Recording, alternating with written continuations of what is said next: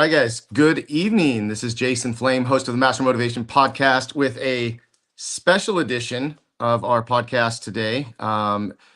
Tonight is let's say the night before, the birthday eve of Great Grandmaster Ichikawa's birthday, and he has now left us and went to the big martial arts school in the sky.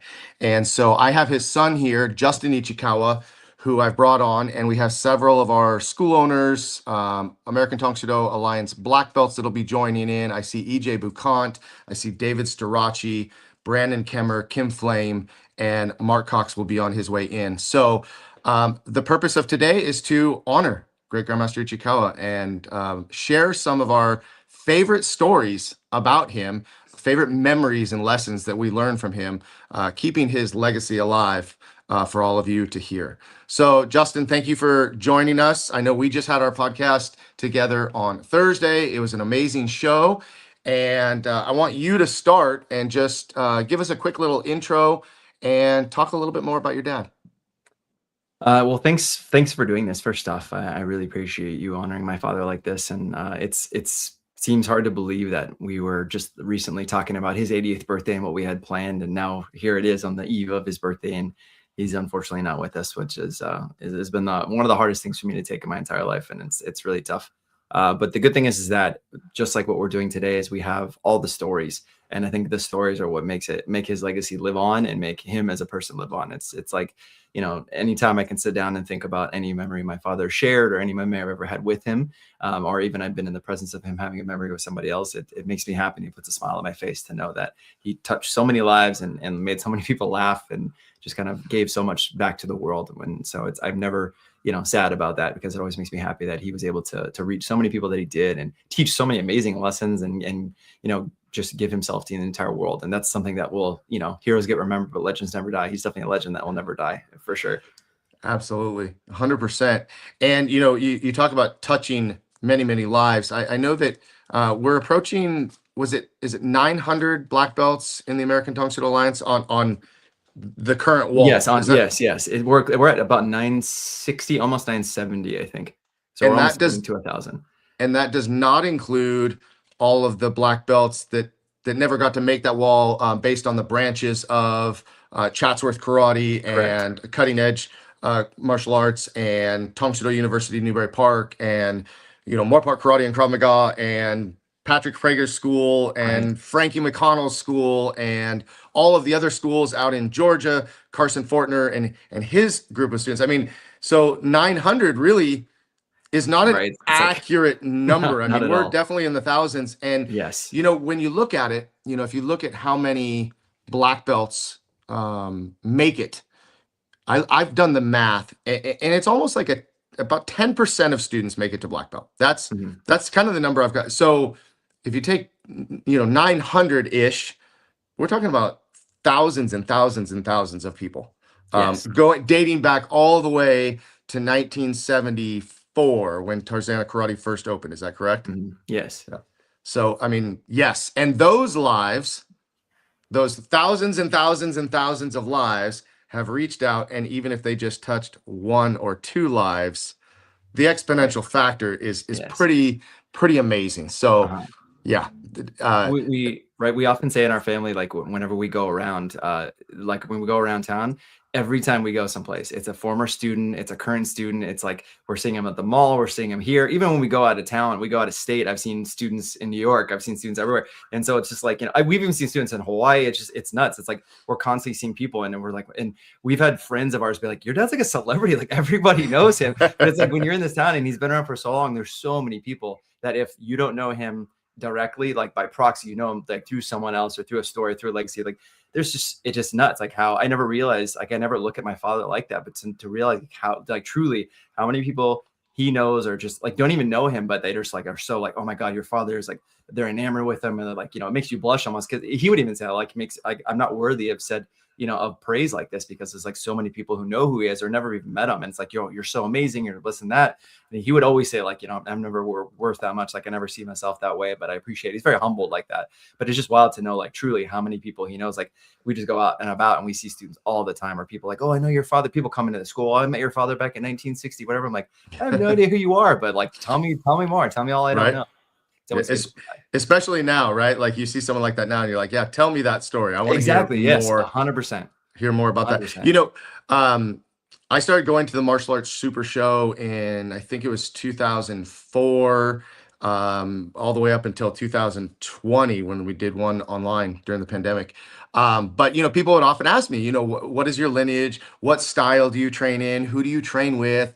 And I would bring up your father's name and say Dennis Ichikawa. Oh my God! Like, and they would do one of these, and often, you know, some of the bigger people that I would talk to, you know, Bill Wallace and you know, Ernie Reyes, like, and these are people that I was like, oh my gosh, they're like titans of the industry, and they knew exactly who he was and would have a short story, or many of them, especially if they were in the Tang Soo Do world, you know, give my regards. I remember getting the chance to meet Chuck Norris, and I'm in line, you know, waiting and waiting and waiting with everybody, and all I wanted to tell him when I got to the front was, my instructor is Dennis Ichikawa. And when I told him that, he was like, Dennis, is he here? And I said, and that was a year that he was there. And I was trying to make it happen. And I don't think that it did.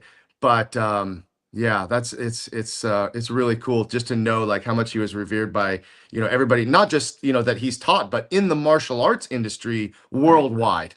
So I want to do this. I'm gonna bring someone else on for just a minute. Let them share their story, and I'll bring you back, and I'll let you guys talk a little bit more. So I'm gonna bring on Brandon Kemmer since he was first to log in. So I'll see you back in just a second. Just sounds good. And we have Brandon Kemmer from Cutting Edge Martial Arts Academy. Hey, Brandon. Hey, how you doing, Jason? Thanks for coming on. I know that you have some stories, some things that you'd like to share about Great Grandmaster Ichikawa. So I'm just going to turn it over to you and tell us a story. Perfect. Yeah. Thanks for doing this, by the way. This is super cool. You know, we all love Great Grandmaster Ichikawa, and you know, I'm honoring his legacy is something that, you know, just we can never stop doing. And then as we're teaching in our schools, we honor him every day with what we're teaching, and American Tang Soo Do and our martial arts and just everything that's come before us. And so for me, I don't know, some people might already know some of my stories that I tell about him. A lot of my stories are from when I was already an adult, because I didn't actually know him when I was a kid. I only knew of him.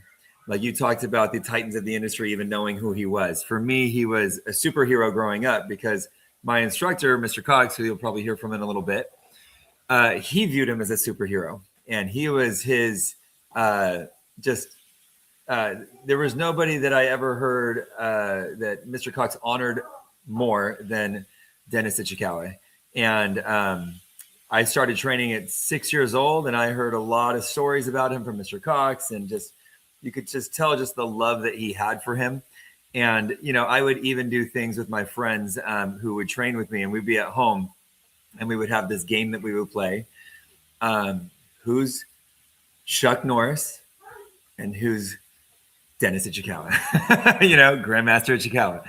And so, you know, we would battle for who gets to be who, and then we would pretend to fight as the different, you know, legends of the of martial arts, right? So while everybody else was doing, you know, Luke Skywalker and Darth Vader, you were doing Chuck Norris and Dennis Ichikawa. Chuck Norris and Dennis Ichikawa, exactly. Right. And so so that was me as a kid, and I never even really I maybe only saw him just a couple times when I was a kid, because I don't even think Mr. Cox, he had a little stint where he wasn't in the Alliance. And a lot of my early training, he wasn't as involved in the Alliance when I was a kid.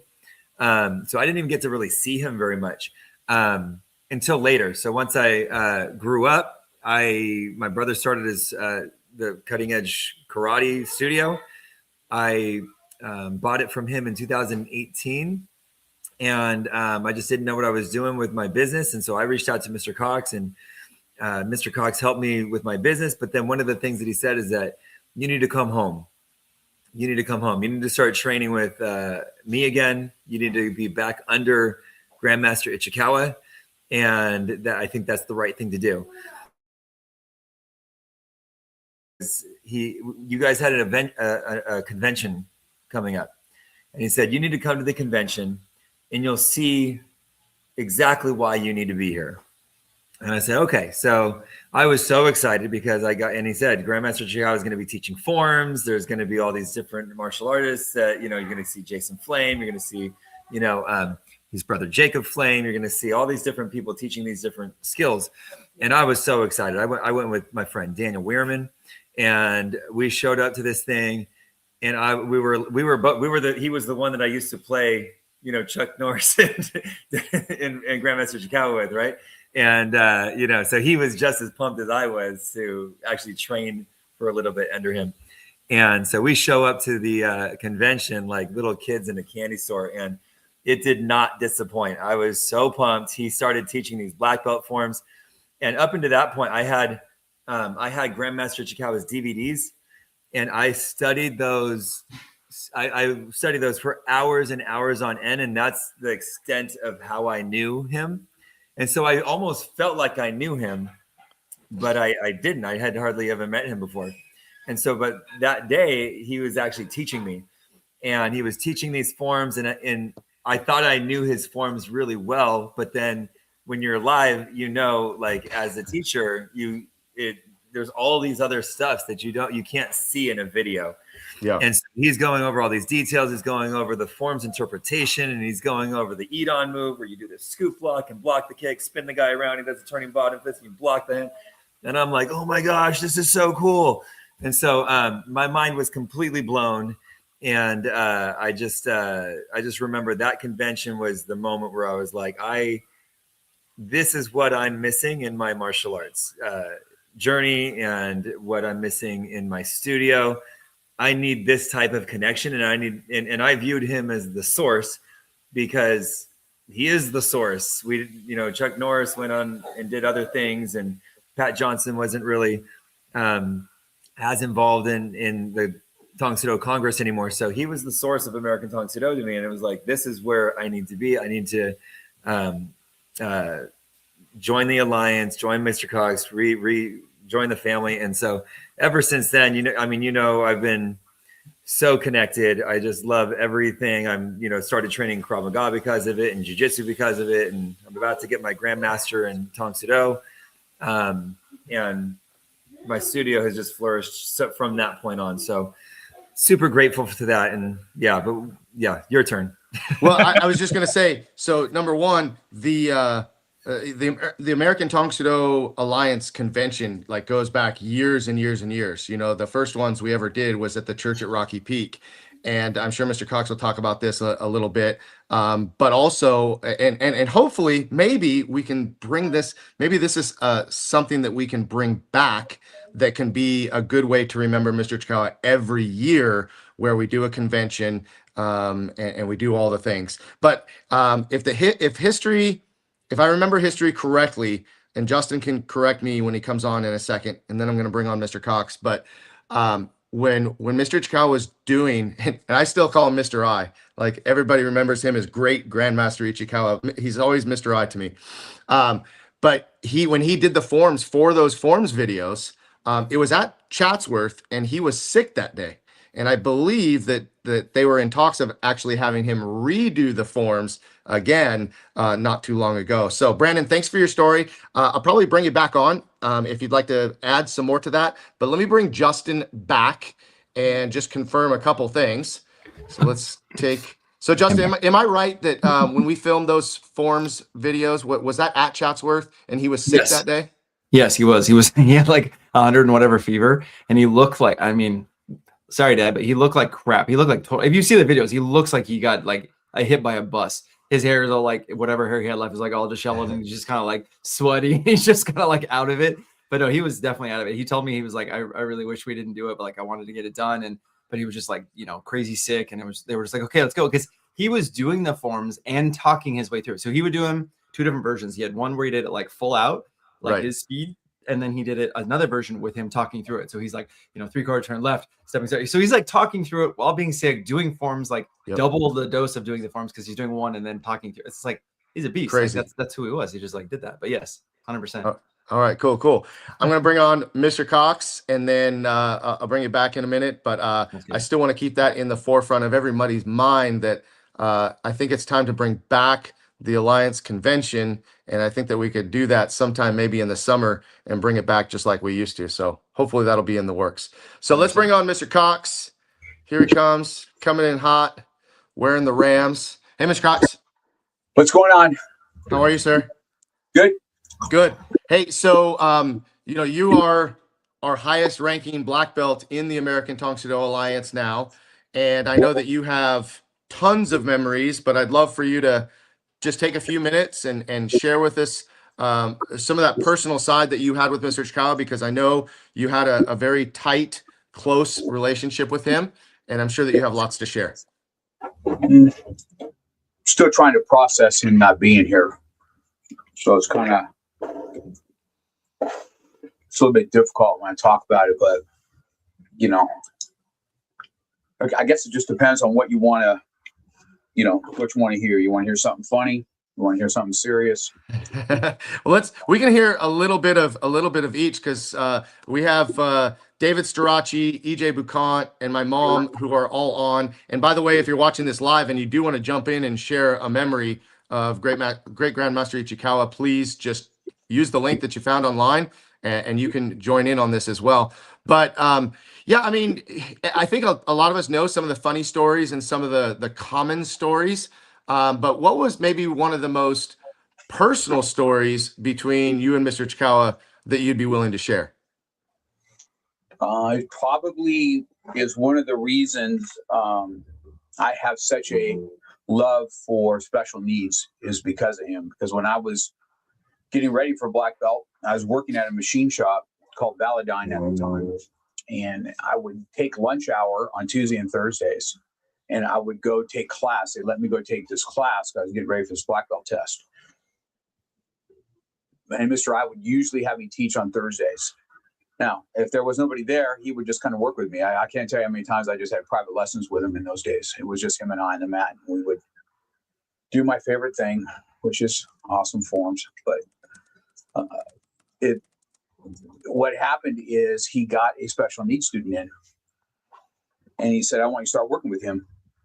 And I told him, I did one class with him, and I told him afterwards that I said, I don't think I can do that. I don't think I want to do that. I said that was very difficult, and it takes away from my training. That's what I said. And so he sat me down and he goes, if you can't put some time into somebody else that has disabilities like that, you're not ready for black belt. That's what he told me. And I said, I've never worked with anybody on that line, on those lines. It's not something that, it's not like prevalent like it is today. Back then, it was just not, it wasn't that way. Mm-hmm. I said, well, it was a serious talk. It wasn't a chew down. It was a serious talk. And I said, I hear what you're saying. So let me see what I can do. Let me see what I can do. And I went and started studying up on that a little bit back then. We're talking about 1986 that where I'm doing this. Mm-hmm. The special needs student was there. I remember him. He was an adult special needs student, not super verbal. And I said, so I looked up this, disabilities. There wasn't really a lot on it. It was super uncommon people to have it. But it did say that they have capabilities of learning, and they have capabilities of doing something over and over and over again. If they can be in a regiment, they do well there. So I went back to Mr. Ryan and I said, okay, I looked up on some of this stuff, and I said, here's what I found out. Do you mind? I said, I know that forms are repetitive. Do you mind if I try some stuff with him like repetitive? And believe it or not, what we couldn't stand to do is to stand and do a block and do a block and do a block and do a block. 1, 2, but he could. Mm-hmm. And he loved it. And it was the first time that I remember we did outside defense. We did an outside defense. And I said, fold the same hand, do an inside defense. We're going to do 1 and we're going to do 2. Don't worry about this hand. I didn't even introduce the other hand yet. Mm-hmm. And so that's what we did. And, we probably did it for 10, 15 minutes. We did it on both hands. And you can see that that was something changed in him. And so that's how I started doing special needs lessons, is because of that particular student. And I would talk to Mr. I about it. And then him and I would talk about, okay, what do you think is next, Mr. I? What should we have? What happens if we do like this kick combo, right? Stepping front kick, standing front kick, and slide up front kick, which we still do today. And so that's what we started doing. So we did all the front kicks. One week I did front kicks, and we just worked those 3 kicks. And then I would work them. Okay, same kicks. We're going to kick the bag. Now we're going to kick the air. Now we're going to kick the bag again. Okay, and hey, let's go back. Remember last week when we do outside, inside? Let's do that. Let's add something. Let's do outside, inside. Now just go low. Let me see. Let's do that. And then we would add this. And then he started learning. Once he had these basics down, I could introduce him to Gichang Yobu, because we did these over and over and over again. And eventually he got some belts. He didn't stick with it all the way to black by any means, but he did get belts. And so I don't know how many people that story. I don't even know if I've ever offered that story, but this is how I started having that heart for the special needs community. And then it just kind of branched off. And then of course Carson took it to a whole nother level. When I watched him, he's the autism whisperer. He can feel it. And I watched him, and I was telling Mr. I this story. I said, Carson is awesome with these special needs. And I'm going to tell you something about him. His black belt, Austin, who has Down syndrome, he saw at a pizza parlor and went up to the parents and says, "Can I train him? Just bring him in. It doesn't cost you anything." And he goes, "One of these days, Austin's going to work for me." And today that is true. Austin's a third-degree black that works at the studio for him. And he has a special needs student that greets everybody when you come in the door. And he's a funny kid. He's when he sees me, he always does this. He puts his finger up and goes, "In a minute, Mr. Cox, in a minute." Right? It was some joke we had, and we would touch each other's finger. And when he sees me, he does the same thing. And so I just have this heart for them, and I just love them. And that all happened because of Mr. High School on a day class that I used to get ready for black belt testing. So I don't think that you've ever, I know that you have a heart for this, and I've watched you work with students, but I never knew that it came from, way back in 1986, working with an adult student. Now, was he a student that was more on the spectrum, or did he have Down syndrome, or do you not remember? Because I think he was on the spectrum. What we would consider autism today, he wasn't nonverbal, but he wasn't super verbal. And I've learned that, over the years and working with Carson on this stuff, there's several times we were told that kids would never even walk. Why they don't walk? Because you don't make them walk. Right. You don't let them try to come out of that. Those that are nonverbal, we've had where you can kind of see them rock and the excitement comes in. You can see that they want to say something. So we say it for them. Is that what you're trying to say? And they would go back and forth. And so there's just different levels of this. And it's just a thing that martial arts brings everybody together, regardless of what it is. Even cerebral palsy we have a great student that probably had 1 million hits when he got a stripe on his. You think it was the best thing ever when he got one stripe on his white belt for jiu-jitsu. And oh my gosh, this, and he loves John Cena. Nice. So he's always doing this, bah, bah, bah, right? Always. He does it all the time. Every time I walk in the door, Mr. Cox, John Cena. And I'll get on the mat and I'll wrestle with him, and, wrestling with, doing some jiu-jitsu with guys that have cerebral palsy. I mean, that's how you don't get more fun than that. Yeah. And so he's strong as an ox. And so it was just all started because of that day class. And he was just on the spectrum of autism and verbal, but not nonverbal. Got it. That's what started. Well, thanks for sharing that story. I hope you can stick around a little bit longer. I'd love to bring you back again. I'm going to turn it over to Justin again, if Justin can come on for just a second. And Justin's back. Mr. Cox is going to take a break. Justin, do you remember watching your dad teach students with special needs, or working kids with autism, kids with Down syndrome, kids. I had the opportunity to work with a child who was blind once, and that, number one, it's so amazing as an instructor to be able to kind of break through with students that way. But do you have some memories of your dad teaching students with special needs? Yes, of course. We have, I think one of the ones that sticks in my mind the most is we have a black belt. His name is Daniel Nevins. He was very low functioning autistic. And this is the first time, like nowadays, like, not that it's more common or anything, but there are more people that come into our school on the spectrum. And but then it was like, I think early 2000s. And this is the first time that at least I have ever taught a student, or my father that I know of, that we, came in contact with someone that was on the spectrum like that. And he was, he was verbal, but he didn't say a whole lot. A lot of noises bothered him, so we had to be careful how he did that. And in martial arts, it's extremely hard because we want everybody to be loud. So it was very difficult for him to kind of go through it. But this kid made it all the way to black belt, did his black belt test just like everyone else. And it was so impressive to see that, like the heart and the courage that kind of he put out and put in there. We also had another student who, I don't know the condition that he had, but he wasn't able to use his legs. So he was on the ground, and he actually competed in a tournament, I think. And we have a picture of it. I think Master Kemmer was there, and he just did Gishang Obu, but he was crawling around. He would crawl, do the move, crawl, do the move. His hands were fine. It's just legs didn't work. And just like the heart of that kid, you look at him and nothing, he looked like nothing was wrong. Like everything was fine. And just watching my father, like just same thing. Like he would just treat these kids like they were just like another kid. There was no special treatment. There was no extra anything. He taught them just like everybody else. But he was just so inspired by them and help them be their better selves, even if they already had heart because they're doing something like this at their the level. But my father was able to bring the best out in a person that was maybe wasn't at their best. He was able to like discover that within them and bring it out. And it was always fascinating that he never turned anybody away or never treated anybody differently. He was always treating everyone the same.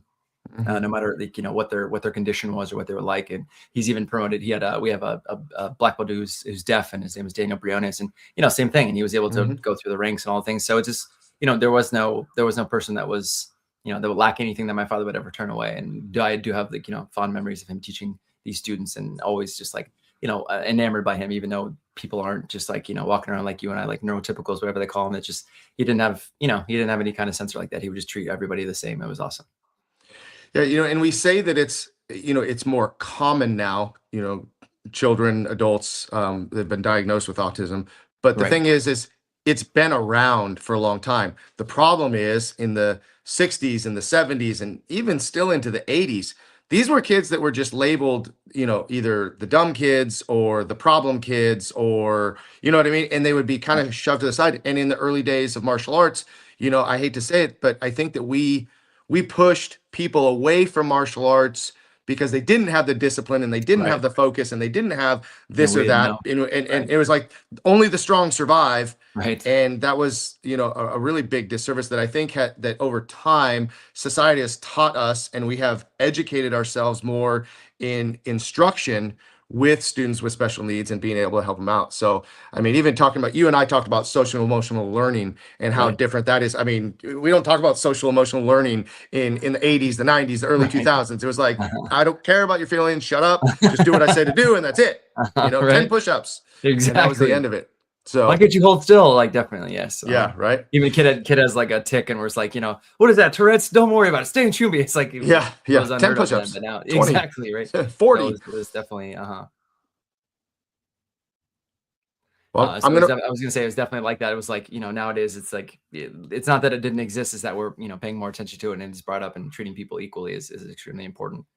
100%. Well, I'm going to bring on David Strachey. Sure. Mr. Strachey, if you can go ahead and turn on your camera and your microphone, if available.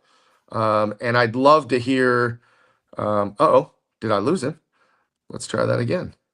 He's a pretty fast guy. So I know, he's so fast, Mr. Strachey, are you there? No, I think he's just hanging out. He's juking.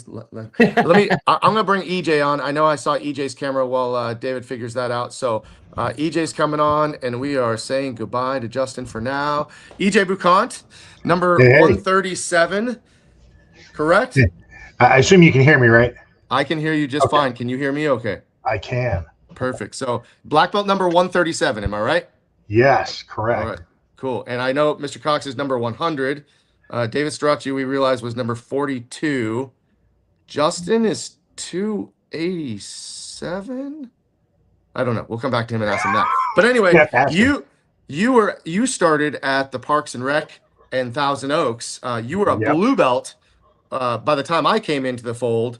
Justin is 221. My bad. Sorry. And so you were a blue belt assisting the classes when I first joined. So you've been around a long time, and I'm sure you've got a great story to talk about, Mr. Ichikawa. So please share.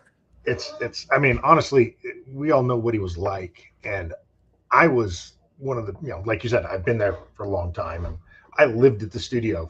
I don't remember a time before karate, because that's what I did all the time. I mean, we were at the studio taking class, helping class, teaching class, running the studio. I mean, we've done all these things, 3 different studios, at least during my portion of it, and back and forth. But at some point life takes over, and I had to go to school and got a job and went out and around and kind of disappeared from the studio. But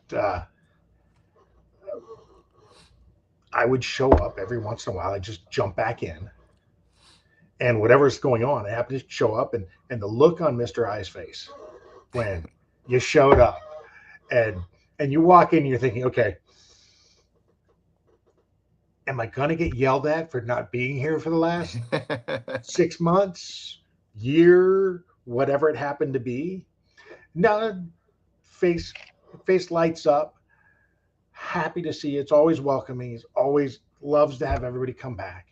And it's an amazing feeling. And I mean, it was a good 15 to 20 years of me going in and out, in and out, in and out, depending By the on way, what it was. By the way, where'd you go to school? UCLA.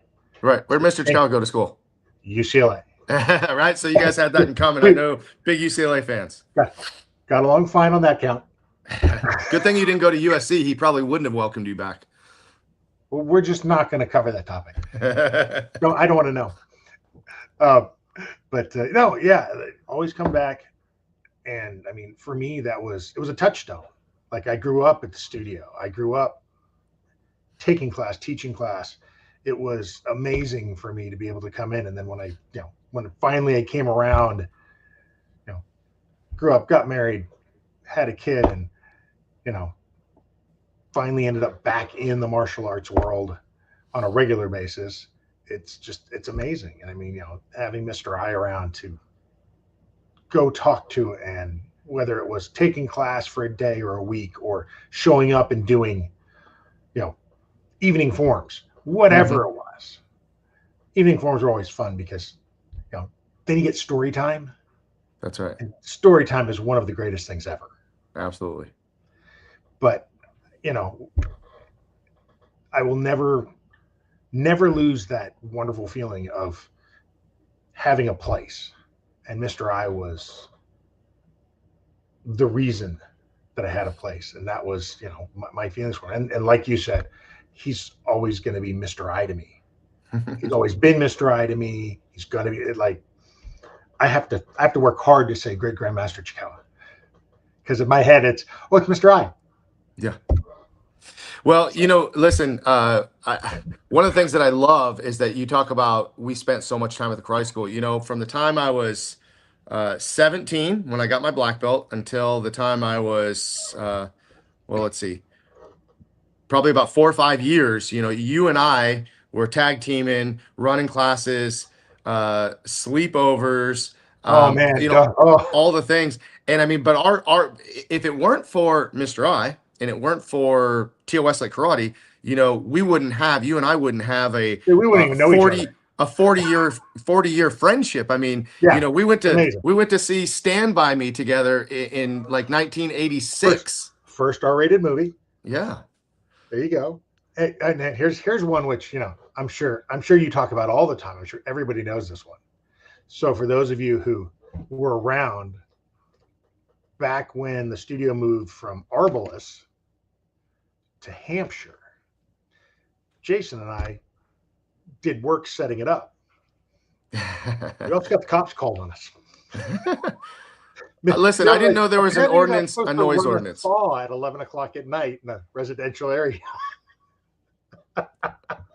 My bad. My bad. Yeah, we had a good time putting that together. But yeah, Mr. Ichikawa was always a source of, and you and I both had, both our parents, and we had, a sibling to share life with. We had life out. You played baseball. You had life outside of the karate school, but the karate school was always the second home, and as you are now with your son part of our school, you can see a lot of similarities in what we grew up with Justin and all of the students that we trained with. Now I the studio feels the same to me now as it did then. It's just now it's my school, but I can always go back and the day classes, we would enjoy going back to the day classes, the Wednesday night forms workouts, the Monday night workout, chair push-ups and bag work, all those really good times. What would you say was like the biggest, what story could you tell that made the biggest impact, coming from Mr. Ichikawa? And I'll let you think on that a second, but I am going to bring Justin back again in a second, and then I'm going to bring my mom on, and then I'll try to get Mr. Starachi. Hopefully he's got his camera figured out by now. But what would you say, like, biggest lesson, takeaway, memory from Mr. Ichikawa? Okay. I mean, problems are so many. Pick one. But I'm going to cheat a little bit. Of course you are. Hey, I gotta say it's the overall teaching me how to teach, and getting to listen to him talk to people and watch, and then get to copy and get to learn my own style, because I've had the ability to take that and use it in lots of, like I said, I use it to coach baseball. I've used it to coach soccer. I've used it to teach others in a work environment. My biggest takeaway is the fact that I was taught how to teach, and I've been able to use it for everything going forward.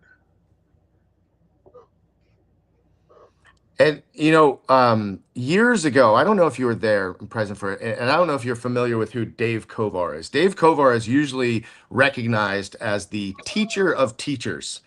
And I brought him into my school in the mid 2000s. I think it was 2012. He came to school to teach an instructor seminar. And one of the coolest things that I've ever seen, because I've learned so much from Mr. I and watching him teach and watching him teach people how to teach. And as soon as Dave Kovar comes to the school to teach this seminar on how to teach, Mr. Ichikawa jumps in just like everybody else and is doing the lesson and following along and taking notes. And so my point of that part is that he was never afraid of learning more and being able to add more and open to more. And I thought that was so cool, being able to take class with him. I also had a chance to train with Pat Johnson. Pat Johnson came to the school on Corsa, and Mr. Ichikawa is jumping in, taking class. And I thought that was just the absolute most coolest thing ever. So thanks for sharing. Thanks for jumping on. I think I'll get back to you one more time. I'm going to bring Justin on. And Justin, do you remember that time, the Dave Kovar seminar at our school, and your dad jumped in there and was training with us and learning? Yes. He loved to train, and he loved to learn. Yes. My father would always say that he's a student of the art, and he would never stop being a student of the art. And we were even in Hawaii before, and they were demonstrating some sort of something, and he got out there and just did it just to learn something new, just to be a part of it. So he was always a student of the art. Anytime we would ever go by and walk by a studio, we're always peeking in and looking what are they doing? Critiquing it and looking at it, and just because it's our life. It was his life. He identified himself as a martial artist. As a father, of course, Japanese American for sure, but a martial artist is who he was and who he always will be. So, and that was everything for him. So yes, being a student, no matter what it was, he was never, too good to not learn from someone. Even if one of you guys would come in, he would, be a part of it. He'd get on the mat and do it. When he started doing jiu-jitsu with everybody else back at Corsa, when Slava came in and guys like that, it was just, he would roll around with everybody and do all the things, and Slava would test him. And it was always cool to see him still be a student. It was always fun. Yeah, it was. Absolutely. All right. Well, I think Mr. Strachey had to drop off. He's probably out there commenting for us. But yeah, unfortunately, I couldn't get his video to come on, but I'm going to bring my mom on, and then I think I'll give everybody one more chance to get back on. Hey, Mom, can you turn on your camera? Hello. Hi, Mom. How you Well, doing? you figured this out. I'm so proud that like you got your phone and you got on here. Do you want to share a story about Mr. Ichikawa real quick? Yes, I remember the first time I took you and Justin over to the rec center in Thousand Mm-hmm. Oaks. And I was looking around at all the little kids in their uniforms, and I kind of walked up, probably with an attitude, and asked, well, when are my sons going to get their geese? And him looking at me like, is this lady for sure? Does she know anything about karate? Bring your camera down just a little bit so I can see your face more. There you go. Yep, you're good. So, him with his patience and his humbleness, he said, that comes with time. They will get their uniforms. And watching him teach the values that I wanted you boys to instill, I knew this was the man that could take them to a place in their life where they needed to be. And he did it. He did it. I mean, we owe everything to Mr. Ichikawa.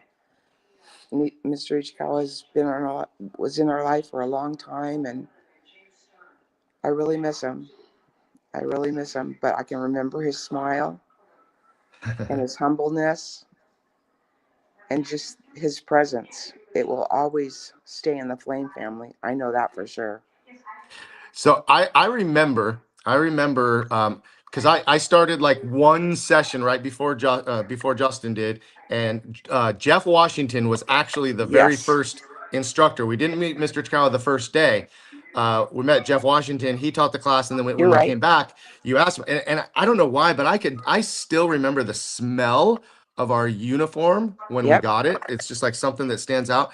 But you also you didn't pronounce his name correctly. You called him Mr. Ichiwa. Ichiwa. Right. Uh-huh. And again, looked at me like, who is this lady? and I know he pronounced it nice and slowly. It's Ichikawa. Kawa. Right? I know exactly how he said it when it came back. But yeah, and people ask me all the time, like, how did you ever get started in martial arts? Well, it's because my mom put me in martial arts. But it's cool to hear you say that, like, you evaluated him and who he was as a person and what he stood for. Because at 10 years old, like, I didn't have a choice really.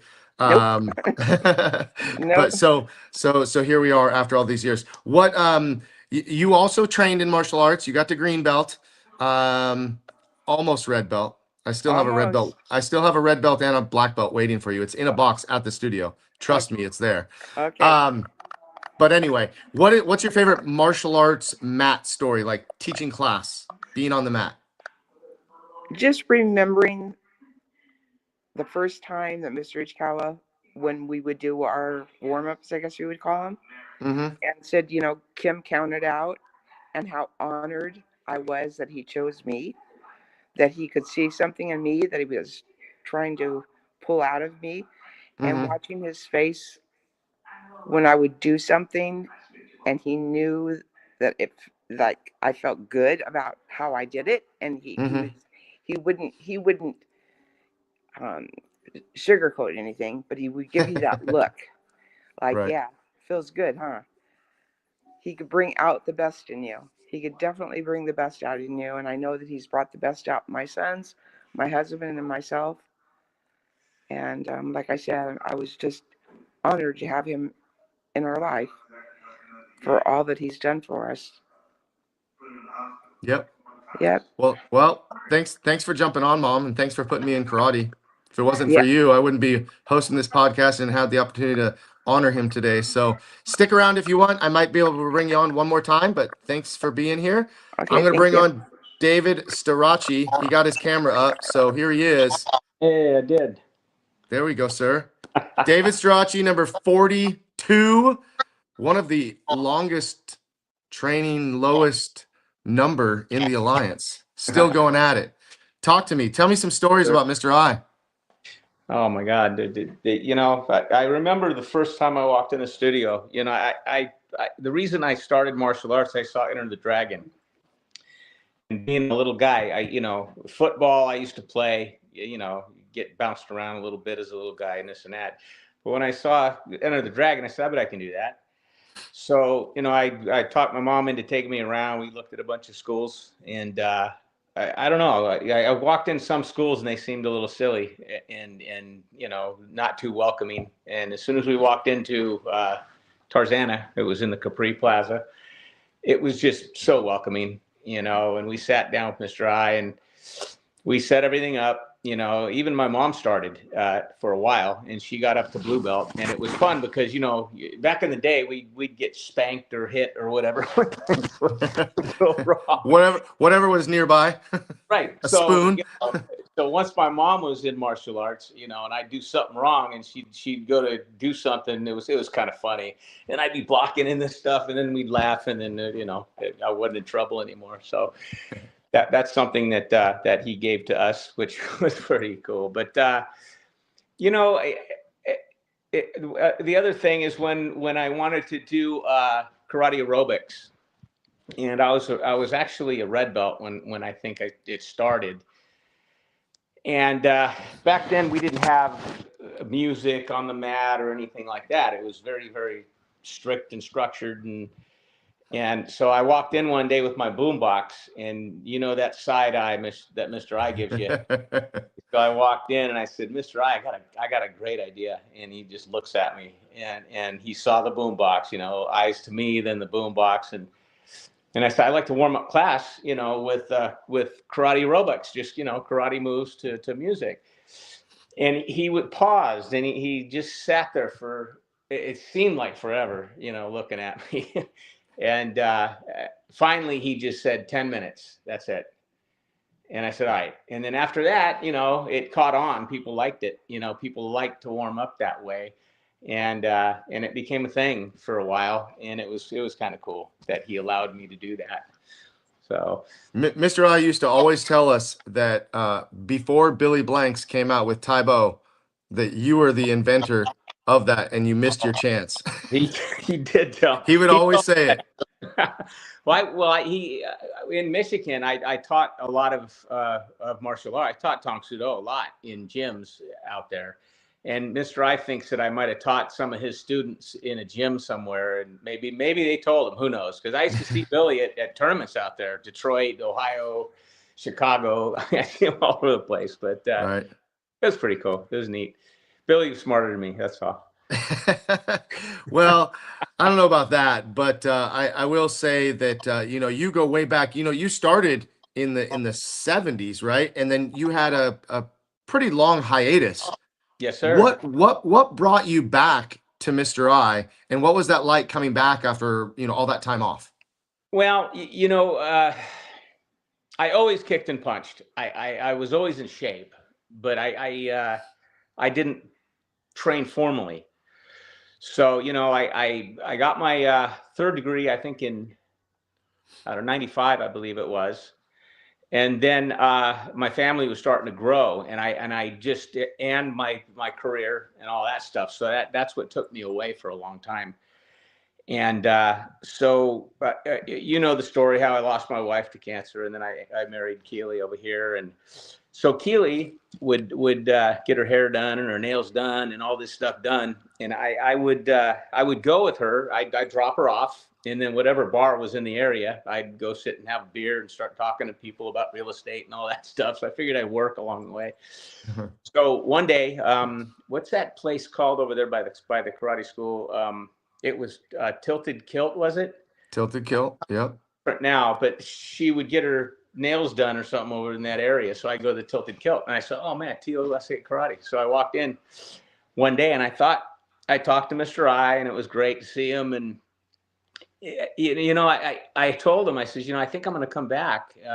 I'd rather train in martial arts than sit and drink beer all night. So that's really how it happened. Wow. And finally, after, what is it, 25, I think I beat EJ out for the longest stretch between tests. Yes. I think you did. Yeah.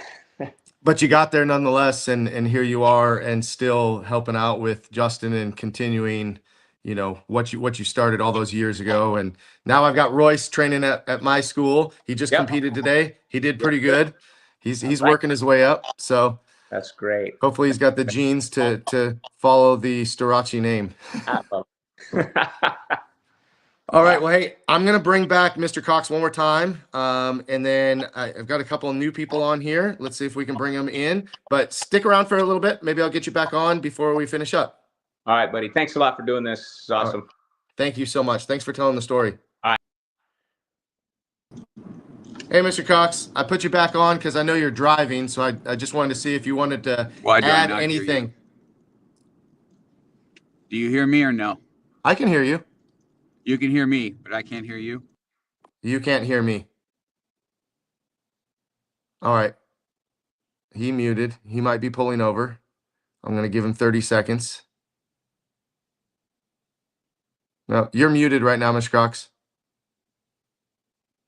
Okay, just come back. I'll bring you back. Who we got here? We have, I don't recognize this name, but I'm going to give you a shot. Nainika. Are you a student of Mr. Ichikawa or one of the Alliance schools? No? All right, we'll bring Justin back. We'll say hey. Justin, did you recognize that name? Yes, Nainika? that's one of our students. Nainika. Okay. Mhm. Oh, okay. She wasn't able to. I couldn't get her back on, and I couldn't hear Mr. Cox. So No worries. I thought I'd bring you back. Thanks for putting it in the sure. comments. I didn't see that. Yeah, I mean, so Mr. Storaci, has seen both your father's tenure as the chief instructor, and now he's watching you. What's that like to have he's kind of like Silvio. He's like the consigliere. Right? Exactly. That's your man. He is my man. He is like I don't know what I would do without David Storaci in my life for sure. No, he's definitely somebody who is more than just a martial artist, a part of our alliance. He's so much more to me than that, and to our family. We've known him, David Storaci, forever, and he's the nicest human I've ever met in my life, and he's just like he's got that Italian, everything going on, and so him and my mom really vibe really well. So I don't know what I would do without him in my life. He's always there to support me, and I feel supported by him, and I feel so strong when you have him by my side, definitely. So it's just an honor to have him around and have him in our school, and he has so much to offer, so many things, especially in like the point fighting. So anytime I'm like, hey guys, like I need to have somebody teach point fighting. Who should we do? And we're like, put Storaci on. He's got it. And he just like shines when that happens. And he always, just like what he said with the Billy Banksy, he always comes up and he's like, can I do this? He always asks me, he's like, and I'm like, what are you asking me for? Like before, there was you before me by many, many years. Like you do whatever you want. I tell him that, I'm like, do whatever you want. But he's always so humble. He always comes up, he goes, can I do this? Is this okay? I'm like, of course you can do literally whatever you want. As long as everybody stays safe, do whatever you got to do and have him teach. So then, it's always an honor to have him around for sure. Nice. I always forget how Italian is your mom? She is full. No, she's half. So she's half Italian, half Welsh.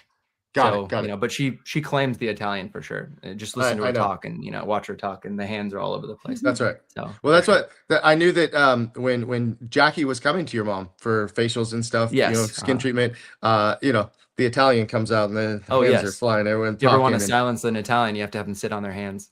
Well, listen, so that actually reminds me of a story, and Jackie's not on here. But she has told me many times one of her favorite memories of your father is going to your parents' house to have her treatments, and she brought Maddie with her when Maddie was an infant, and your dad would always say, let me hold Maddie, I'll take her, and he would hold her and walk around with her and rock her, and like obviously she doesn't remember any of that, right. But Jackie often brings up that as one of her favorite memories of your dad is holding Maddie when she was a baby. Here, let me hold the baby while you do your thing, and it's our treatment. He's like, I got it, and that was your dad.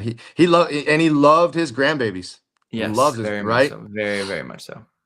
Yeah, he was. I know he watched them do, all their other activities, of course, martial arts always as well. There. So yeah, he was always there for all their activities for sure.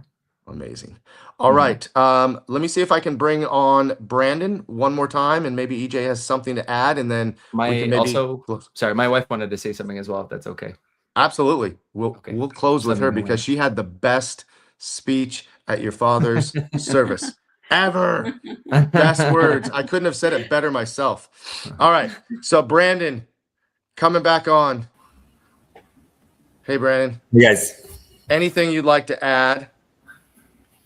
I mean, I don't have to say much more. I mean, I think that I guess one thing I'll add is just Grandmaster's patience. He had a lot of patience, and when I came into the alliance, I was kind of like the newbie, right? And he just welcomed me with open arms. And I remember having a private lesson with him that we didn't really establish a time on how long the private would go, but I had a million questions.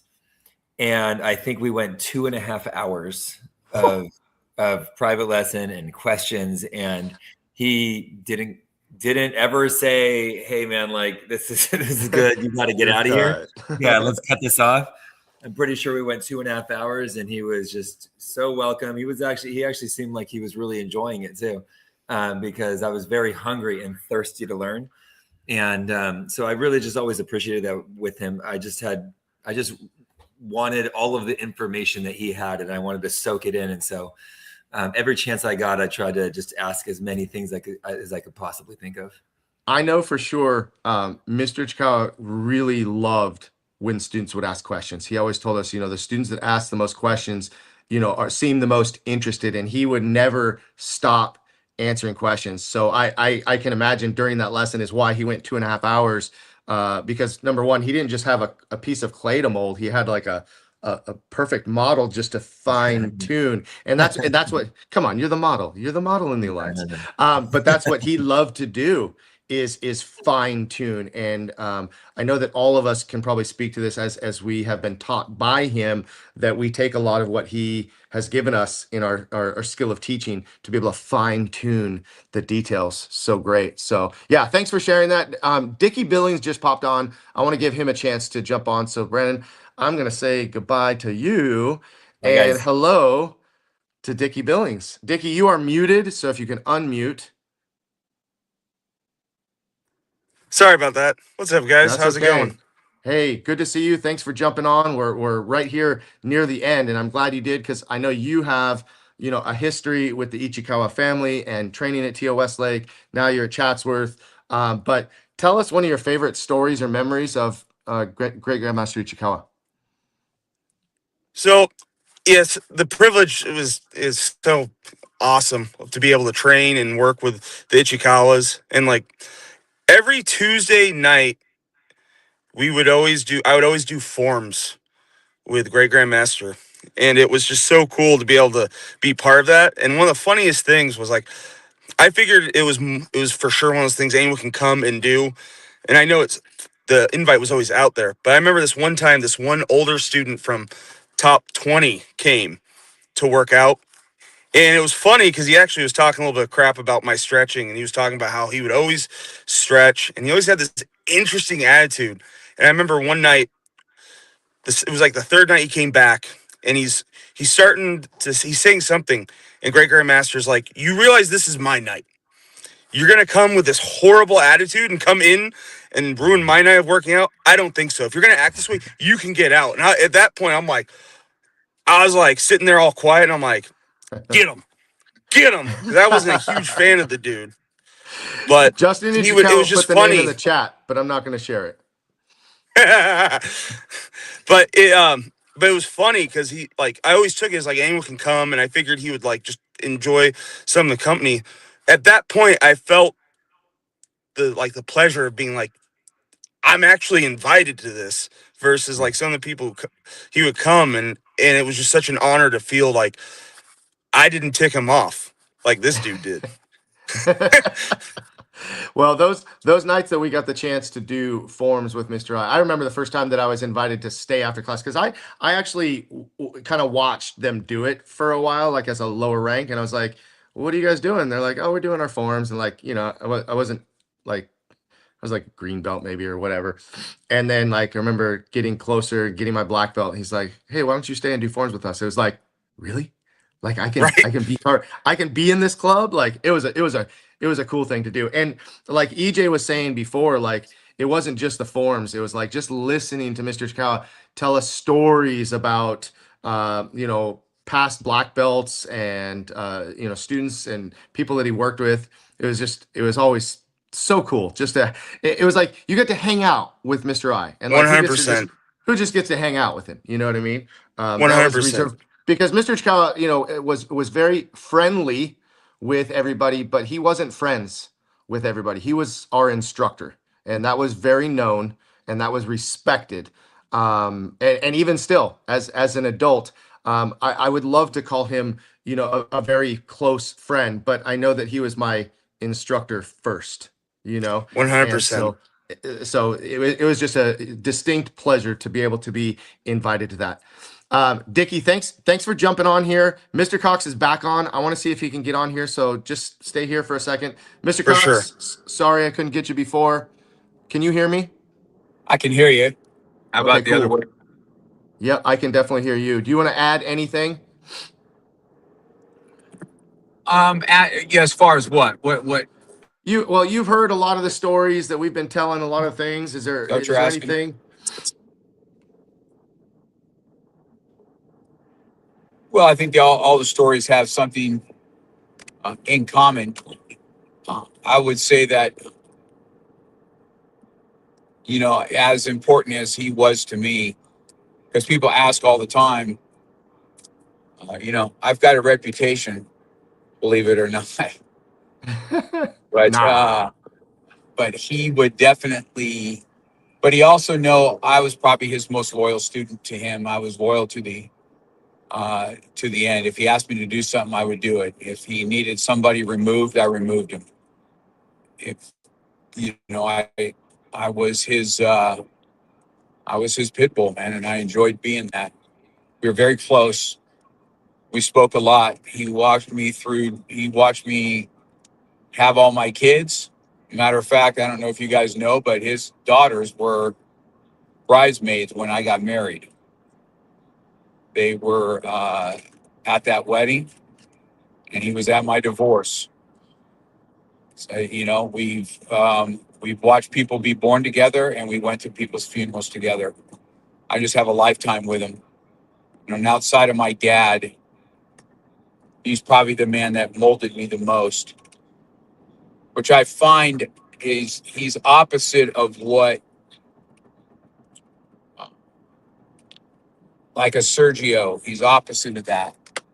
He was the calm in my chaos to help me come to that when chaos isn't what you need all the time. Mm-hmm. So I've always respected it. I've always had a heart for him. I would do anything for him because he did something for me. And just like he did for you, there's a lot of us that could never pay for lessons. And we talk about that today because I've had a lot of people that can't pay for lessons. And 90% of the time, they're the ones that use us and abuse us the most and then leave. I just would never do that. I could never bring myself to be that person. He's the epitome of that. The quote, to do something for somebody that they could never repay you for. He was the epitome of that to me. I couldn't do more. I couldn't do enough to repay him for what he allowed me and, taught me, put me out in front of people about leadership. Doesn't mean we always hit it out of the park and saw eye to eye with each other. We would argue today about hard and soft self-defense techniques. So I think that, and I never went anywhere without his permission. I didn't do anything until after 4th degree black belt. That's when I went and did Hapkido after I got a master's rank. Tell me, whatever you're going to do, bring it back to the studio. And then when I did Krav Maga, whatever we do, if it's going to enhance our self-defense, he knows that I always felt Tang Soo Do lacked in self-defense. He knew that from day one. And I would go do all these Robert Bussey seminars, and he would allow me to bring this self-defense back in because he knew we were weak and not deficient in those areas. then when it came to ground, I mean, if you look at my early testing papers, I have all my testing papers from white to 3rd-degree black belt. It's not wrestling. Don't get on the ground. I was doing that jujitsu before jujitsu was a thing in the studio and getting in trouble for it. And then eventually, when we had that one seminar, he knew that we were deficient in that, and we started bringing it in. That's just the way it was. I don't know. I can, I still process he's not here in this realm. It's like there's a part of me that is not real. So it's hard for me. It's hard for me to talk about him and he's not here. He's not here to make fun of me for something I did to, or allow people to see the side of me that he can cut up on me, and people laugh and say, "Yeah, I wasn't the cream of the crop in some things, but in other things I was." So I just miss him. That's all. Yeah.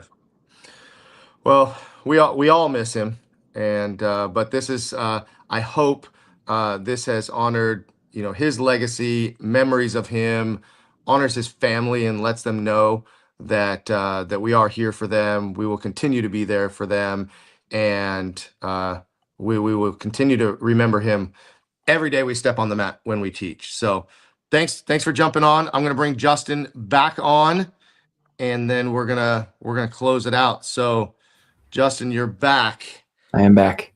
You're back. You're I'm the back. Terminator. All right. So I I'll want to be give back. you guys, I want to give you both a chance to speak and close out the show. Thank you, Brandon and my mom, Kim, EJ, David Starachi, of course, Mr. Cox, Dickie, and everybody that's been watching this live.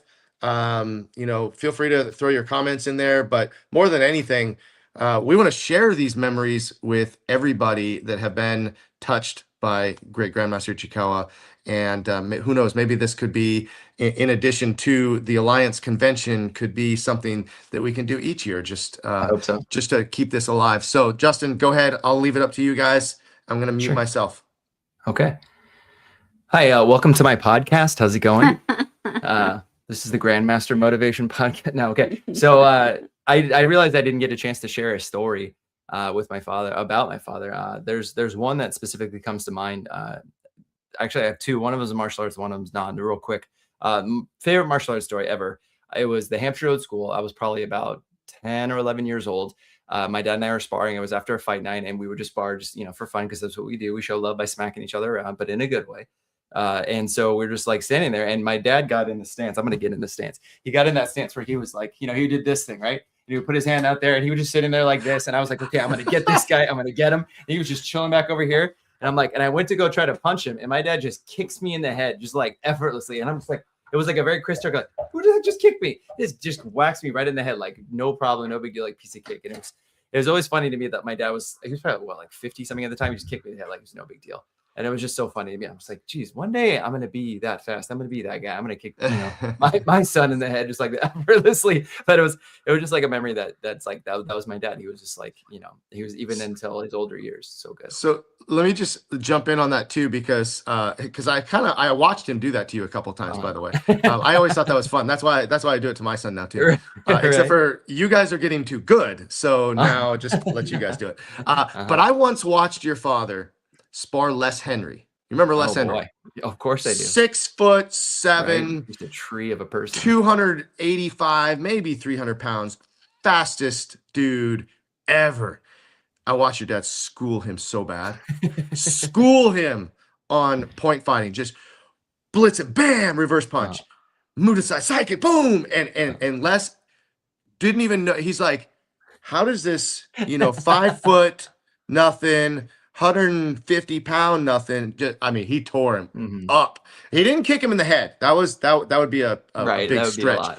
But he tore him up. But I used to watch him play around with you a little bit. You guys that was just kind of like we were all like that with each other too, like friends.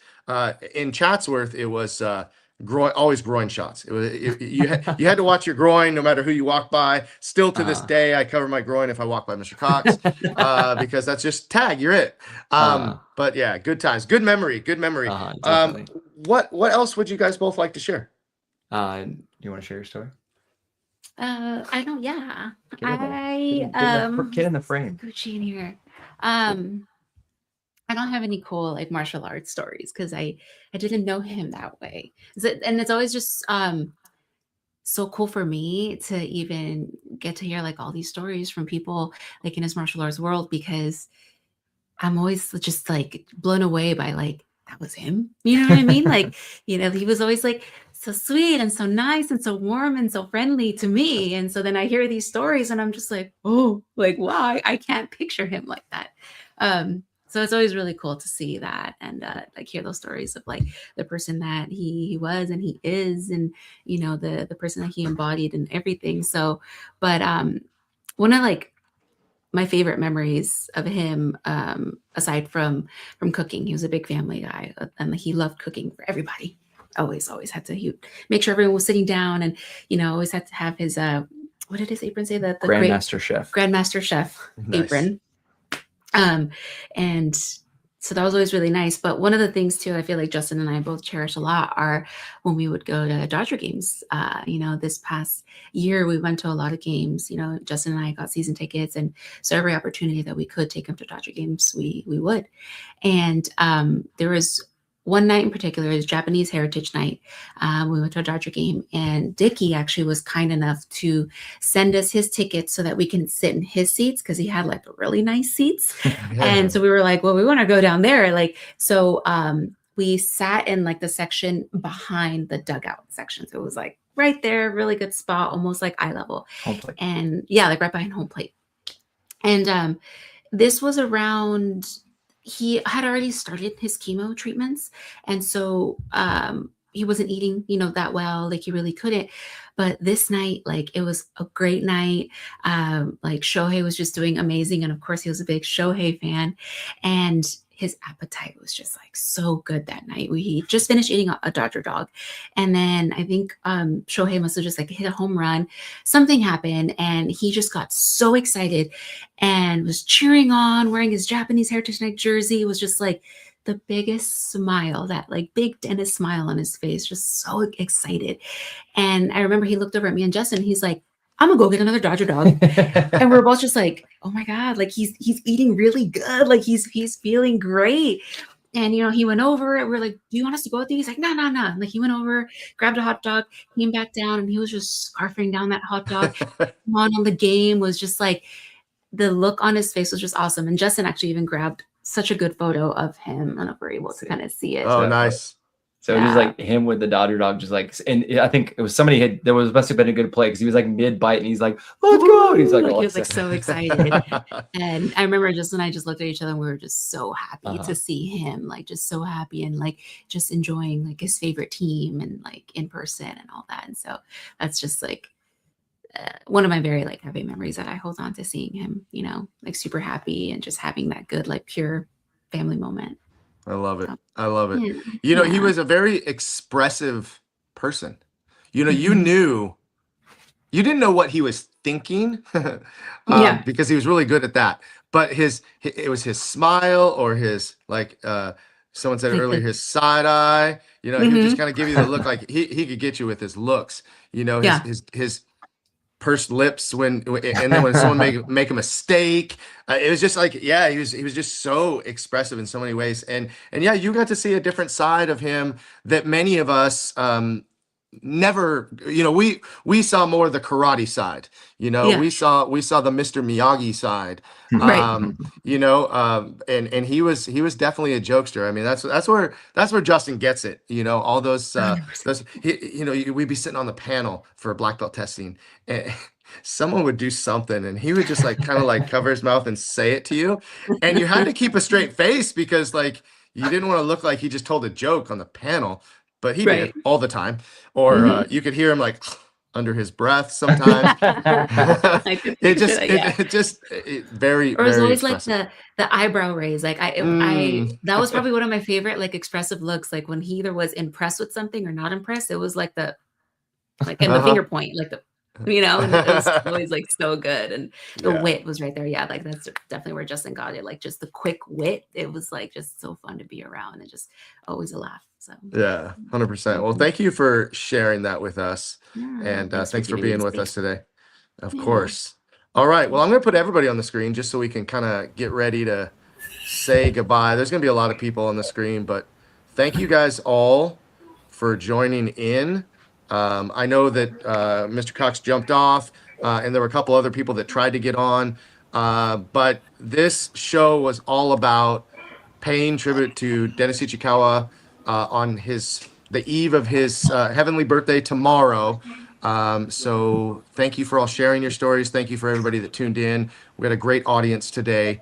So just really appreciate that. Justin, any last final words? I just thank you to everybody for still, like, you know, to me, he's my dad, and to have so many people honor my father and to just like say such great things and hear all these stories. It's like, I know that his legacy and his memory will never die because you guys are all here and you're just going to help me remember him forever. After, you know, in his last couple of days, it was Mark Cox and Brian and Ann were sitting in the kitchen of my sister's house, and they were just telling stories, and I was literally just like a little kid, just like hearing all these stories, and I'm just like, that's my dad, like that's him, like I get to hear so it's just cool. It made it seem like it was just he was more than a man and less of a god, you know. It was one of those things where I couldn't help but just be so stoked that gets me my dad, like that's my father. Like no offense to anybody else out there, but my dad's pretty cool. So it's like cooler than most. So it's just that one thing I am so honored and so happy that, you know, that he is who he is. He was who he was, and so many people care about him and will share me these stories, and just know that I have these family members, even though, you know, they're not my blood, but it's just like we are a family, and we are that way because my father is who he was and he brought us all together. And it's just like that will forever be my most grateful thing, is that he brought us all together and he gave us a community and he gave us a world we can be in. And you know, it's like I miss him every day, and it hurts me so bad that he's never here. But it's like with all of us here, he's gonna live on, and we get to share all the great memories and stories and help that legacy live on. It's so exciting. So I'm very grateful to everybody for being a part and wanting to share it. It means so much to me and my family. I appreciate it so much. Well, I hope that the rest of your family gets to watch this back sometime later when they're ready, and Yes. This will be here for you. So, guys, I want to say goodnight. Thank you, everybody, for being on. I will see you very soon. And do us a favor, make sure to like, share, and comment this video. We'll see you on the next one. Bye, guys. Thank you so Good night. much. Thank you. Guys.